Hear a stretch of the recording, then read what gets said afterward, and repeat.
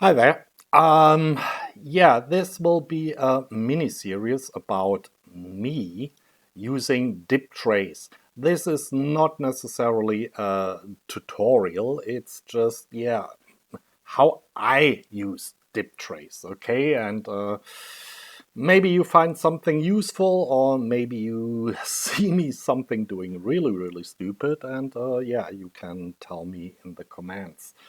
Anyway, let's get started by how I create a schematic in DipTrace. And I'm using version 3313, which is pretty recent at yeah, the time I'm recording this video, but version 4 is on the horizon. Okay, first things first, I need my parts, and I created in my user components some parts for this little project. Displays, yeah. Uh, and I need 4 of those. Yeah, these are basically, I just pressed the escape key. These are basically 4-digit 7-segment LED displays using the TM6050 driver chip, and yeah, cards too and links to some videos where I talk about those. Anyway, I also need where is it? Ah, encoders. There we have it. Yeah. Uh, Pack 11R from Barnes. I need that too. Let's place it over here. And yeah, what else? I need an LED. LEDs are no board or schematic is complete without using an LED. So I go into my library, that is into the filter, and I search in all libraries. Yeah, you can say you want to search only in the encoder library or only in the user components, yeah, where I am right now, or in all libraries. And let's search for LED. This might take a while. This is a little drawback in yeah, DipTrace. If you search your parts library or component library, they call it components in DipTrace, it takes a while. But if it stops here at a certain percentage, that's a good sign. That means it has found something. Okay. So that LED looks good to me. I mean, there are lots of other LEDs without any patterns.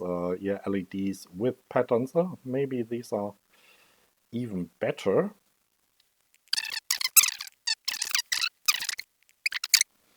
Another, and again, the escape key, or you can, yeah, click on the arrow here.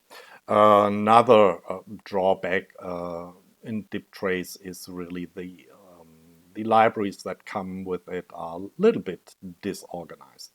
Anyway, I just want to verify that this LED has really a good usable footprint for me. So you can, or pattern as they call it in DipTrace.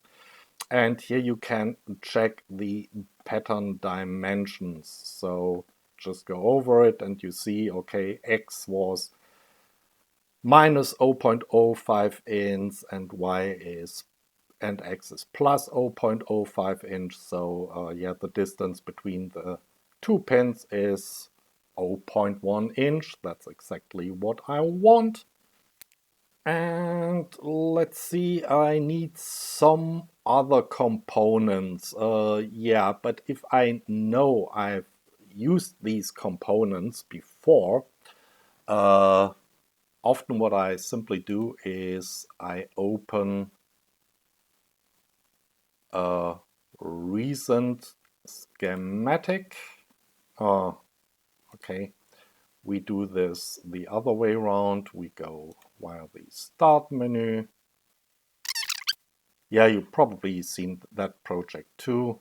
Yeah, card link to the playlists if you haven't. And I know I need this kind of capacitor, and I need resistors, and I can simply copy that, and then we go back into our other schematics and say paste. Okay, and this will be, of course, R1, and this will be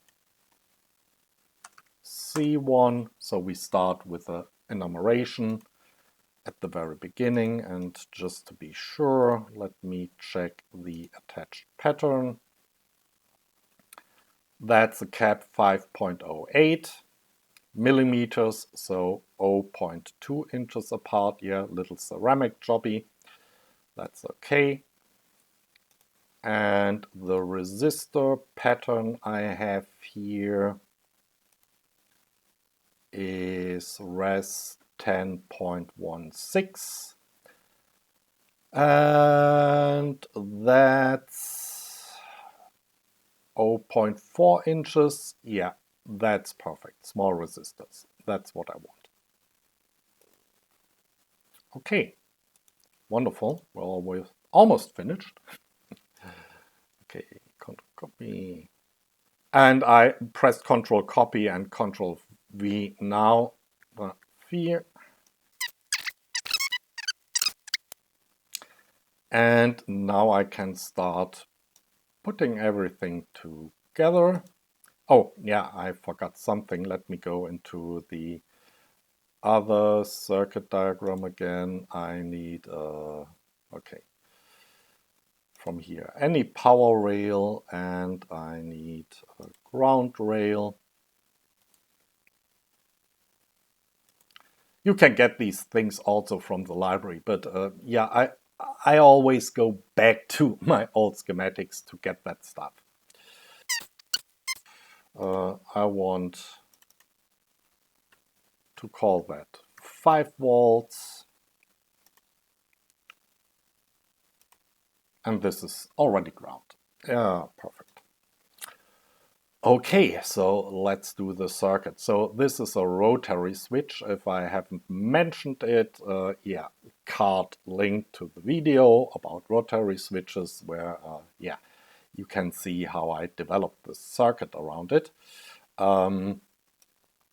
Basically, I need here a ground connection and a second ground connection.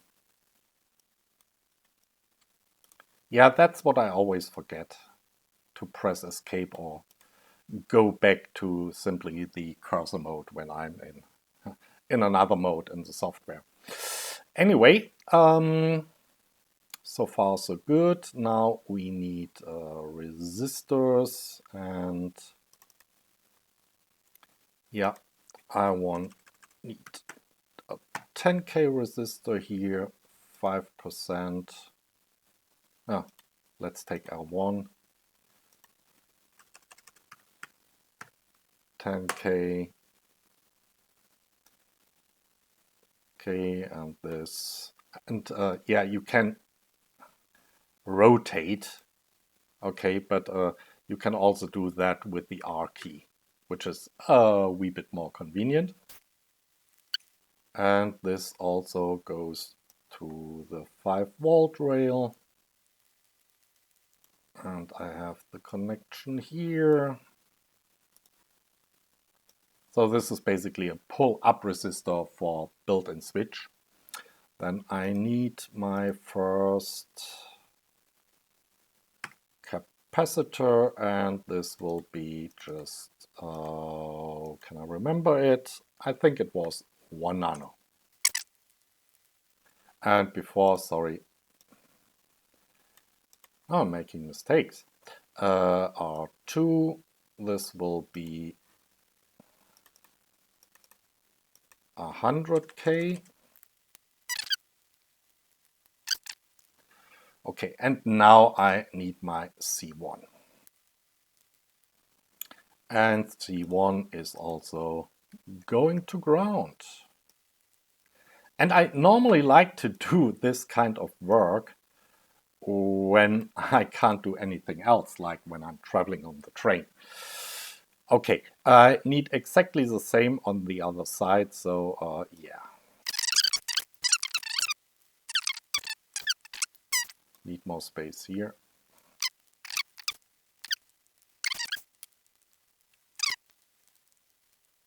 And normally I, yeah, but that's just my OCD. I really count that this, everything is symmetric. 1, 2, 3, 4, 5, 6. Okay, nice. Now I need the same thing above here.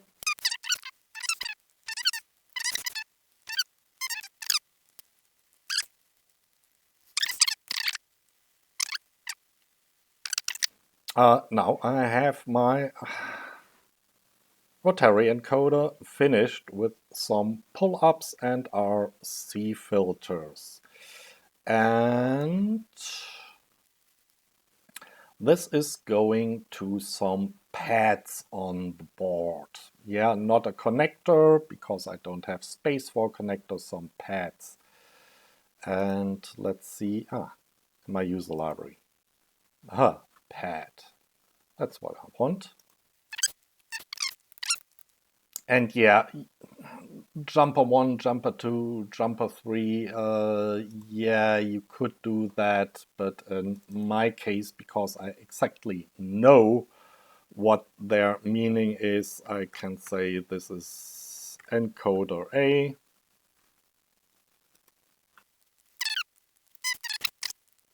Makes it much nice. I mean, you see what it is. Yeah, it's just a pad.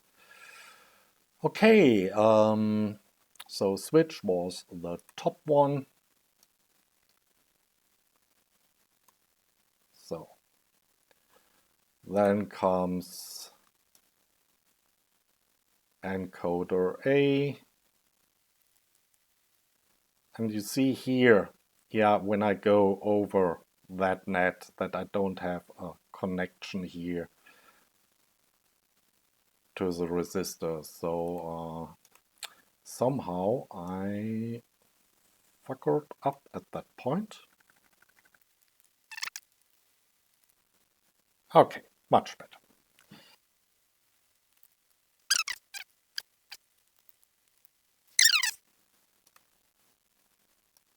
Encoder B pad comes from here. Okay, and now I'm thinking about maybe rotating the encoder, but yeah, maybe another time. Okay, let's go to the displays. Okay, they need ground 4 times. Somewhere in that area, and yeah. Now I do see that I need some more distance. Yeah, let's go to 300% again.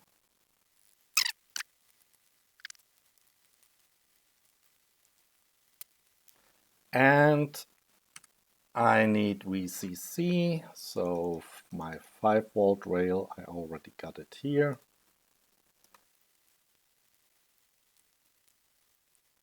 And this will be in the way of the data and the clock line.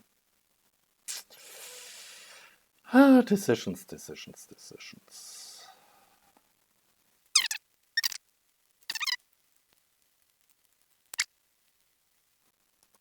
Yeah, it's not the nicest, but hey, what gives?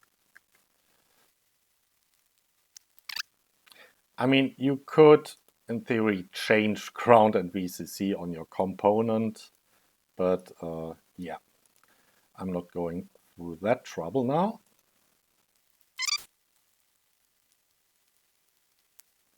And we can move everything together again. So before I forget it, let's take one of these connectors and make it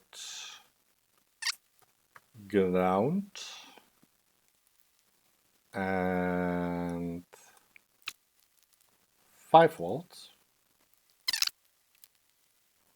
Now we have the same problem like below, but I can do my ground later, or position my ground later. But just so am I complete. Okay, perfect. Now,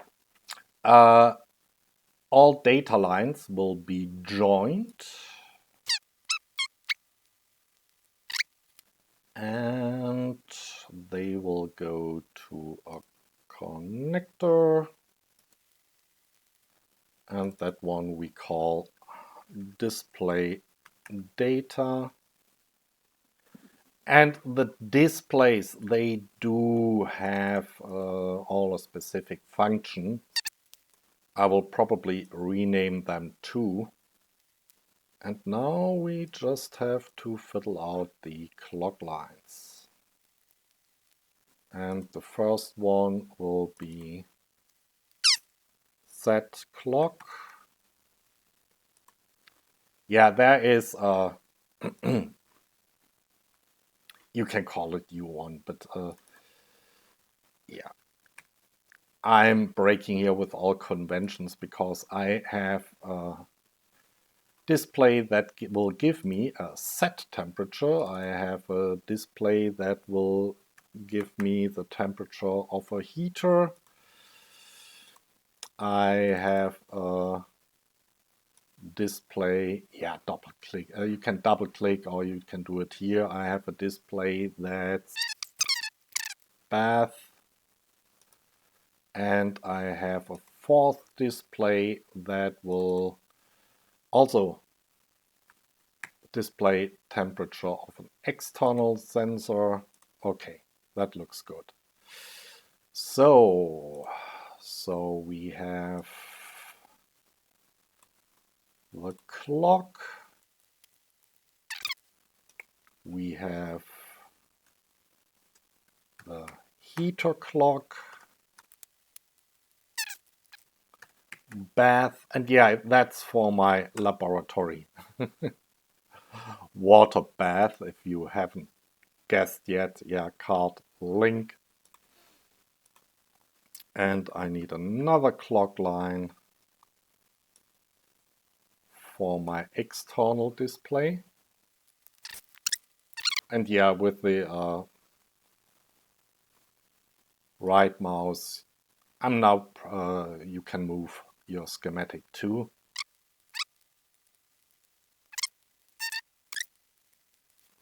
Okay, seems I don't have too many crossed lines here. So let's just leave it at that.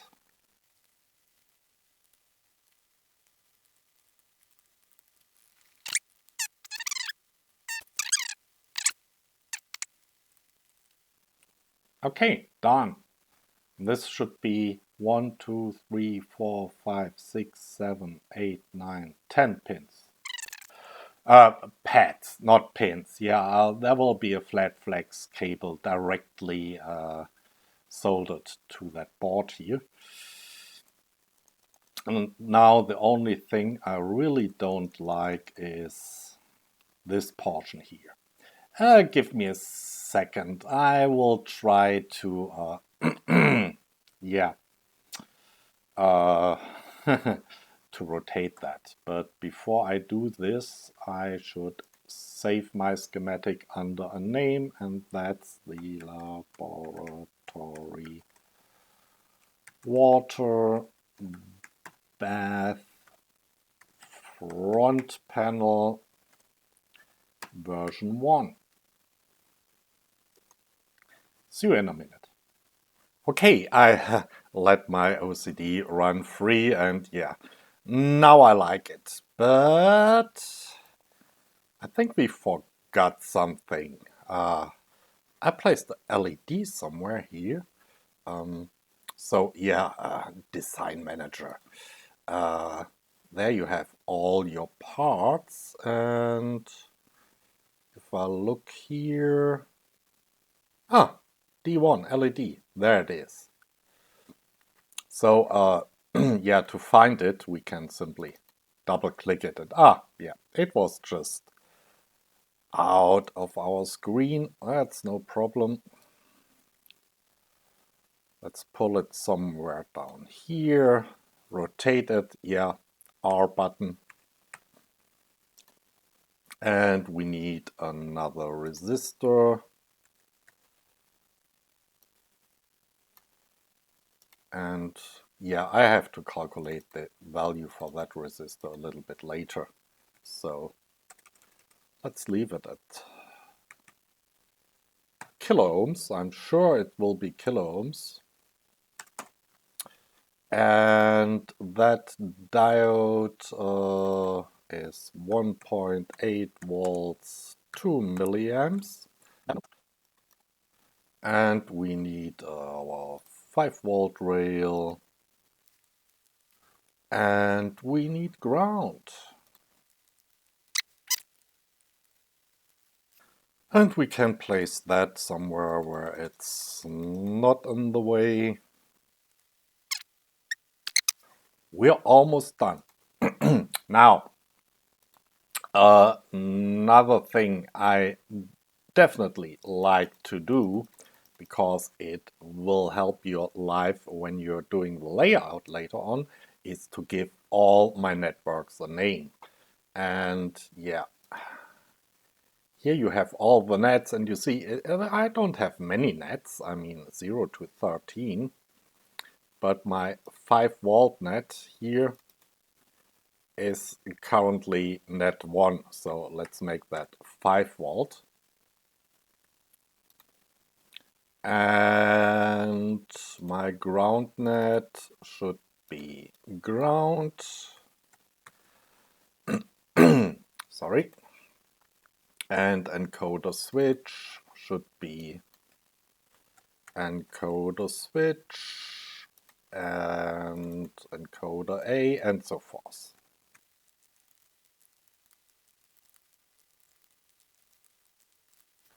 So that was almost good, but we have still some nets here. Okay.